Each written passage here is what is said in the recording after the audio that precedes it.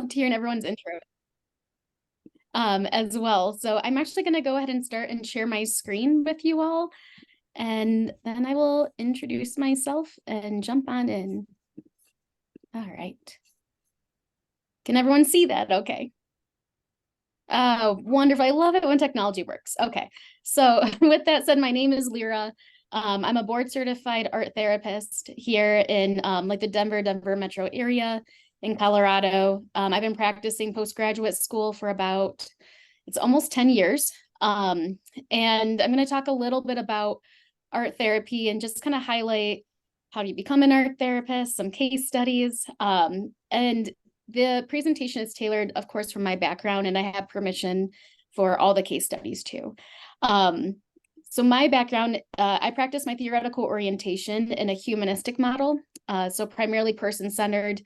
I do a lot of existentialism and then solution-focused. And I do solution-focused primarily when I'm working with palliative care because we have very limited time.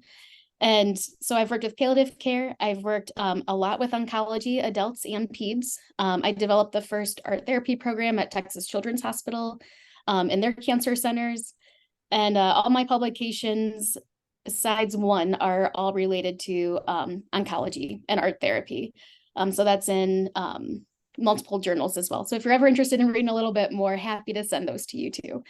Otherwise, I've worked with homelessness, grief, trauma, men coming out of incarceration into addiction treatment, and I have a specialty in dementia too. I'm also getting my PhD in counseling, education, and supervision, and I'm in my final residency. So that's just like me in a nutshell. And I'm very excited to be here. I started a new role actually about 5 months ago as the first art therapist for the U.S. Department of Veteran Affairs in the Eastern Colorado healthcare system. So I'm a little bit everywhere here with palliative care. I'm working with vets through our cancer care program. I'm working with vets that are homeless. I'm a little bit everywhere, so it's always exciting. But with that said, I'm going to jump into a little bit about art therapy here. So this is just like, you can just raise a hand in the video if you want, but I'm just curious, who here considers himself to be a creative person? Just like raise of hands. Like almost no one. All right. So when we think of creativity in art therapy, we're looking at it as more like problem solving in a way of life. We're not focusing on creativity as aesthetics. I will gladly argue that I'm biased in saying that most of the art that happens in art therapy, I think, is absolutely beautiful. But we're looking at art therapy as like a creative process. I'm going to go a little bit more into that. So how many of you have babysat kids before? Raise of hands, or have kids. Okay, some more people. How much creativity does it take to entertain a child? Quite a bit, right? A little bit.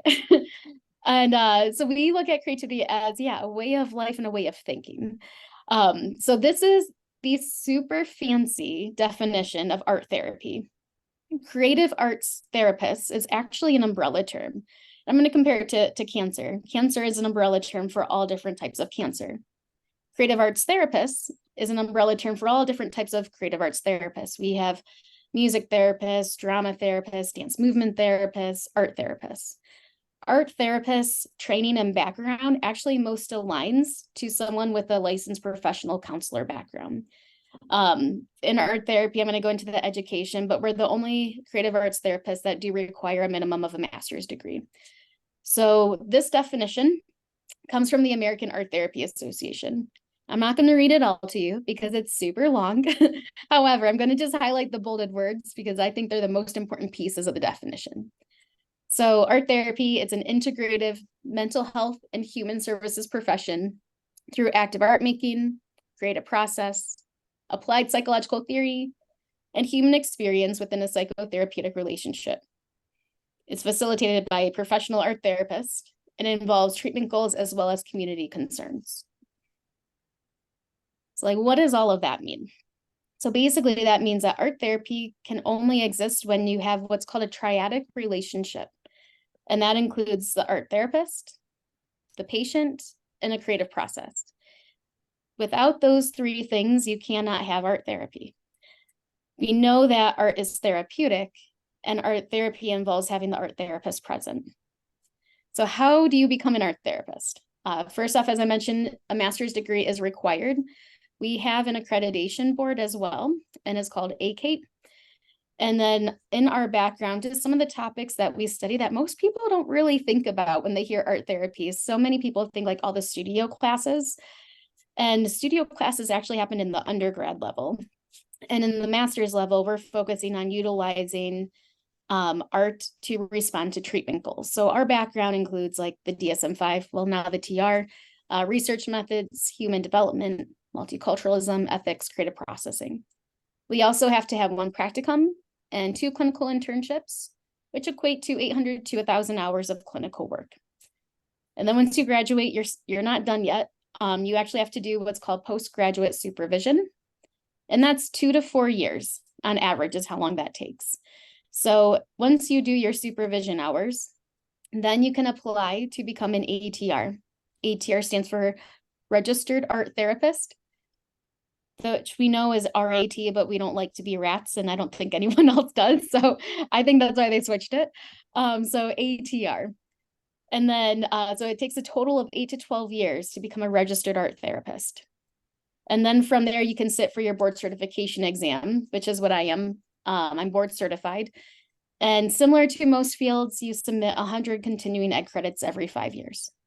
So there is a lot background to becoming an art therapist as well. And then with that triadic relationship, that's why we say you have to have the art therapist present for it to be art therapy, because we're focusing on the treatment goals. And we call it a metaverbal language. Now, I don't expect anyone to know Latin here, but if you do, then you know what that means. This is the only word I know.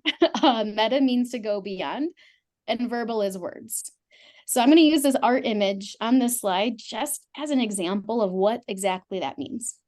So these 2 top pieces and 2 bottom pieces were made by 2 completely separate people. So in the top one, they look like they were created by the same person, but they're not. And they're created months apart from each other. And there was an open studio modality that we had for men in recovery. And one time, months ago, someone created the one on the left, and then months later, a different person came in and created the one on the right. But both people were present. And so when the one guy saw the other, he's like, I've seen this image before. He went through his artwork portfolio and pulled it out and was like, I know exactly what you feel like right now. I don't have the words to describe it, but this is what it feels like. And so they were able to connect through metaphor and through visuals in order to build rapport and validate experiences. And the same thing on the bottom, also another studio program. And 2 different people made these years apart, and both were in journals. And as they were flipping through, they were like, I've seen this before. And so they were able to connect and start processing together. So sometimes we don't have the words to explain what we're experiencing, and we use art in order to creatively express. So how does it work? So it's through integrative methods. It engages mind, body, and spirit that are distinct from verbal articulation alone. So I'm gonna get a little nerdy with you all because I know you're super smart. So I'm gonna have like my 2 hands together, and this is a 3D brain. So you got your brain with you with your 2 hands at all times, your left hemisphere, your right hemisphere. Now we have our limbic system, the thumbs, are on the inside of the brain. Limbic system, which some of you might know, includes like your memory, your sensory stimulation, also sends a signal down your brainstem right here to have a flight, fight, freeze response. Now, these guys up here, the pointer fingers is this part. It's your frontal temporal lobe. It's your rational thinking that tells you you shouldn't steal in the store. Now, when we go through any kind of trauma, what happens often is the rational has to catch up to the thumbs, that limbic system. So let's say Krista Burke and I are in the car together, right? And I'm driving, and all of a sudden I hear tires squealing, I hear horns honking, and we're about to go through an intersection. And I'm looking around because I'm hearing all these sounds that are indicating that we're not going to be safe. And so what am I going to do? I'm automatically going to put my arm out, right? That's what we tend to do when we're driving, if we have that experience. Now, let's say we go through the intersection and everything's fine. all of a sudden it's like, oh, did you see what happened? Was there an accident? And our rational brain starts catching up. But we're going to have a visceral response from our brainstem based on our senses that indicate if we're safe or not. So with art therapy, we are using our sensory stimulation to create a safe space. What also happens in trauma is that the Broca's area, which is here, your verbal processing, so next to those pointer fingers, goes off the radar if you look at an MRI image for someone who's experienced trauma. But guess what's heightened? Sensory stimulation and the limbic system, because that's what's going to keep someone safe. The brain's only doing what the brain does. Its job has one job, and that's to protect us. And so sometimes the brain will shut parts off of areas because like we can't talk about maybe what happened because it'll induce anxiety or a panic attack. And this can apply to medical trauma as well. So we use art therapy through the targeting the brain that's really actually fired up at this point. And so for creative expression, so when someone says like, I don't want to talk about it, or I can't talk about it, well, maybe that person really can't talk about their experiences because their brain's doing its job and it shut that part off to say, we can't talk about this yet. We can't process this yet verbally. But that doesn't mean we can't access a part of the brain that is still functioning and still be able to process through visuals. So many people say like they're a visual learner. However, we don't learn how to process visually, but we do in art therapy. So you have like auditory learners, kinesthetic learners, visual learners, reading, writing learners. Everyone learns differently. If we have a lot of visual learners, then we should also process visually. So we use kinesthetic and sensory and perceptual symbolic opportunities to invite those modes of expression. And so my role as an art therapist is never to say, oh, you drew this, this is what it means. And I wish it was that simple sometimes. My role is actually to guide someone to find their own answer. And once I have a really strong therapeutic rapport, sometimes I see the answer before the person I'm working with because we are that close in our relationship. And I was like, oh, I know exactly what's going on here. However, that is not my job to say that. My job is to help the person find their own meaning. Sometimes we destroy artwork in sessions. So it's all about process orientation and treatment goals. So for example, when I meet with somebody, I'm asking, what is the goal? And then I decide, okay, this is the material that might meet that goal. And this is the direction that might meet that goal. So like watercolors is a very out of control material. Color pencils is going to make someone feel more in control when things in their life might feel out of control. So everything we choose in our session is intentional based on what the person's experience is going on at that time. So I'm going to share a couple of case studies here as well. So to kind of begin with a little bit here, this is actually, like I said, my lens theoretical orientation comes from person-centered. I do lean into psychoanalytic a little bit, but you're going to see like these case studies come from that perspective and lens. So I just want you to know that bias there. So this particular case study actually had to do with two friends, both females, and they met each other on the BMT unit. And they were young adults. These ladies became really close going through treatment together. And both went through bone marrow transplants. And the one ended up getting GVHD, so graft versus host disease, and ended up in the ICU. And as staff, we could not communicate, of course, what was going on to the other person because of confidentiality. And so one day I had gotten to work and I was doing art therapy with both individuals. And I found out the one that had GVHD died. And I went to go see her friend, and she was rocking back and forth and hysterically crying and say like, I don't want to talk to anybody. Don't talk to me. I know she's not here anymore. And was completely devastated, of course. Well, in art therapy, I know that the Broca's area right now, she's probably going through a massive traumatic experience that could also trigger other things. So she probably can't talk, first off. And secondly, in art therapy, we don't have to talk. So I am just said, you don't need to talk to me. I just invite you to engage in art making with me today. And she's like, I don't have to talk. I was like, not a word.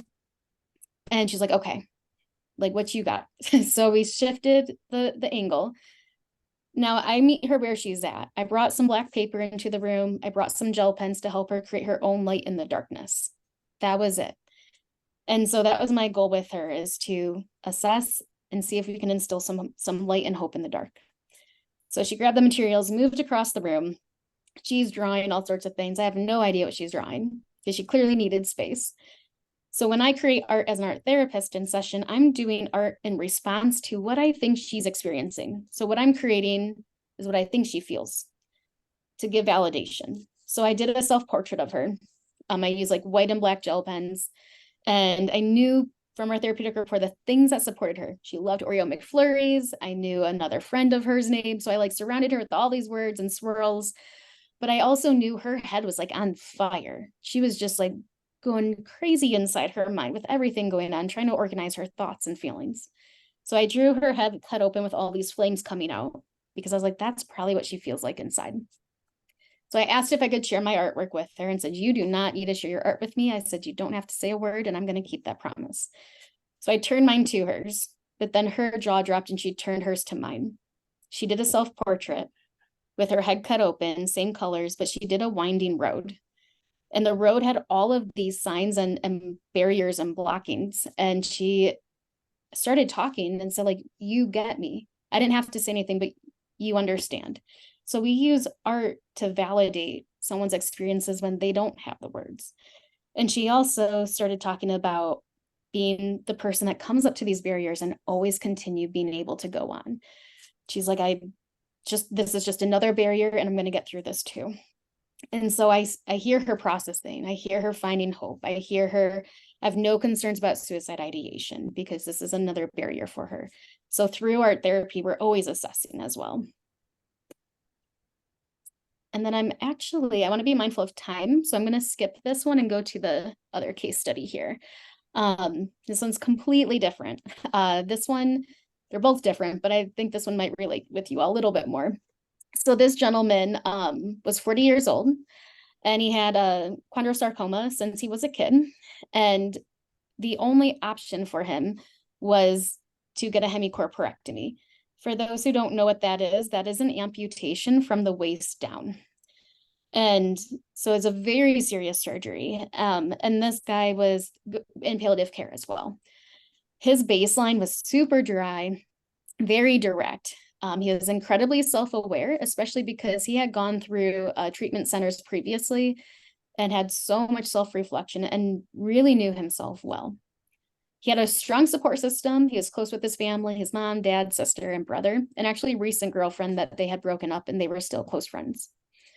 So the reason for his referral was because of going through a serious surgery. So resilience and coping, adjustment concerns, physically, emotionally, and increase autonomy and instill hope. So those are the goals that I'm going in with. And now I'm assessing what do we need to do to meet these goals. So because I was going to work with him for a very long time, we actually leaned a little bit more into the psychoanalytic theoretical orientation. And so we looked at how creativity can fuel his resilience. The first piece of the collage where it says struggle across was the very first art piece that we made together in session. He's like, I am not an artistic person. I don't like art materials. I'm like, no worries. I get this all the time. You don't have to be good at art to do art therapy. So don't worry. And so I brought in a safe material because everyone can go through pictures and rip things out and asked him to identify words and images that resonated with him for where he's at today. And he had a hard time with this at first. So I started pulling out words that I started seeing that were tattooed on his body because he was covered, all tatted up. And so I was picking things that I thought might resonate with him. And he started to notice that he's like, oh yeah, these words are a part of me. This is me. So he started adding the words that are tattooed on his skin to his artwork.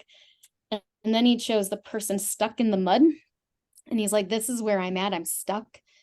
And I don't know what's going to happen and what's underneath and what I'm going to grab and pull up. And the bottom, underneath the struggle, is this guy who's coming into the light from the darkness. He's like, but I feel like this is where eventually I'm going to be. And he said, right now, struggle is all I see. But I think there's opportunities. Literally, he put it above the horizon. And so he's like, there's opportunities ahead and above the horizon. So everything in art therapy, again, is so intentional to be able to express where we're at. And he's like, I can't hold on to this art piece. Like, you need to hold on to it because I can't see struggle in my face all the time. So by giving me his art piece, we are actually now co-sharing. I'm holding on to his struggle for him, that he doesn't have to face it every day in his room with his art piece up. As he went through everything, the final piece is the one next to it. Like I said, he was all tatted up, and it was such an important piece of his identity. And he realized that the most important tattoo to him was his family crest. And it was no longer tattooed on his leg. And he was talking about like how I really wish I took a picture of it, how I wish I somehow preserved this piece. And as we were talking, we decided to redesign his family crest. And this is a foiling process, so it requires pressure and heat and repetition, constant repetition through a laminating machine. And so we drew this and started running it through the machine over and over. And he's pulled it out, and now we have to peel the foil off. And he took this huge long pause because he's like, I don't know what's underneath. So we see the same pattern from the very first session still show up in the last one, but this time he has control. The other thing is when you peel something, oftentimes that sensory can get triggered because of peeling bandages. And the body might think like, I'm not safe, but I'm giving him that control so he can actually be the one to feel safe and be in control of pulling that off. So as he pulled off the foil, he actually started to see it underneath, and he's like, oh my gosh, it worked out. Like, that is so cool. And he's like, this turned out better than I ever expected. And so that perception is what he left the hospital with post hemicorporectomy, that, wow, this might work out. It might be okay. And it might turn out better than what I thought. And so he kept both images. And in the art world, that's a positive image and the negative. So in conversation, we reflected on how both of them coexist in order to make the final product. So he reflected on the pressure he went through, the heat he felt, everything we did in the process resonated with his process and his healing throughout that journey too. So yeah, art across the spectrum, just a little bit closing here is, again, I think personally, I'm like, everyone should be creative and do art. I'm always going to be biased to that, of course. I think art is incredibly therapeutic. It's like I go to the gym almost every day for 45 minutes. And I was like, it's therapeutic to me, but I know it's not physical therapy because there's no physical therapist. There's no treatment goals. So this is just a little bit of difference because they both bring value when we do art making and when we do art therapy. So here's just a few differences here I'm going to highlight. As art therapy, again, is process oriented. Sometimes we're learning a new technique, but you have to have an art therapist present. We do evaluation on the goals that determine what we do. And in art making, typically the mentality is focused on the product. We can be self-taught. We can take YouTube classes online. You don't need an art therapist present. Sometimes you might have a teacher or a guide as well, but you typically focus on what you're creating as the product rather than the process. So when you're ever looking to refer to art therapists, things that art therapists tend to look for are anxiety or pain, depression, or compounded trauma, processing grief. Maybe that person's a visual learner, like I talked about earlier. Or they might share like, I don't feel like talking or I can't talk. Well, we can tap into that with the visuals. Or maybe that person expresses like they don't feel listened to and they don't know how to feel like they can communicate properly. We can also do that in visuals too and focus on family concerns and family dynamics. So that's going to be my closing. I do want to give a 5 minutes here. I see we have left for any questions anyone has as well. And again, just want to say thank you for letting me share my passion of this field, because I think it is a beautiful field. We're growing. We've been around for a long time, but we're a small group of folks, but I like to think we're small and mighty. So I just want to open up to any questions or thoughts or comments or concerns. Lyra, thank you so much. That was fantastic. I feel like we could talk for a heck of a lot longer. But yeah, if anyone, please, if you've got questions, just go ahead and unmute and ask, or any comments. Oh, I see. Yeah, that's a great question. How do we reach me for consults or referrals? So a couple of things. I work for the U.S. Department of Veteran Affairs, so I'm right now only seeing veterans. And I have 4 people in my private practice I do as well, which is kind of my full caseload. However, the Colorado Art Therapy Association, if you just email them, they will actually send out and disseminate to all the art therapists across the state. So I get emails all the time like, hey, I have a referral for someone in Highlands Ranch, or hey, I have someone in like the Longmont area looking for an art therapist. And I will go ahead and put that email in here. I'll just look it up real quick and then you'll have access to it right away. All right, give me 1 second as I pull it up and I'll add it.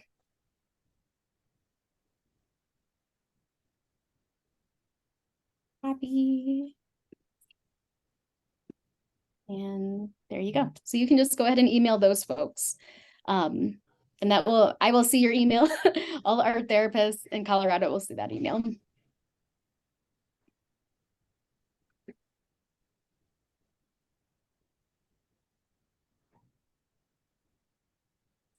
Well, I think the veterans are lucky to have you, Lyra. I hope you're enjoying that work. And yeah, it's been good so far. So, but yeah, and actually that last case study I presented on is actually published in the Journal of Palliative Medicine. So if anyone does want a copy of that, you are welcome to email me and I will put that here too. And I can always send that to you as well.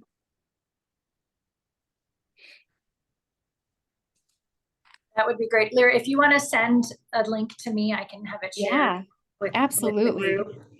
For sure. And Krista, it's so good to see you, and just personal thank you for inviting me to be here too today. I appreciate it. Yeah, absolutely. Carlin had to jump off, so she left the closing to me. You'll find I'm not great at these kinds of things. So if anybody has anything that they want to add to the Timely Task Force email, make sure you get that sent over. We'll include as much as we can. We're so grateful everybody came to join today. And again, Lyra, thank you. It was just a treat to have you present. So you're very welcome. Everybody take care.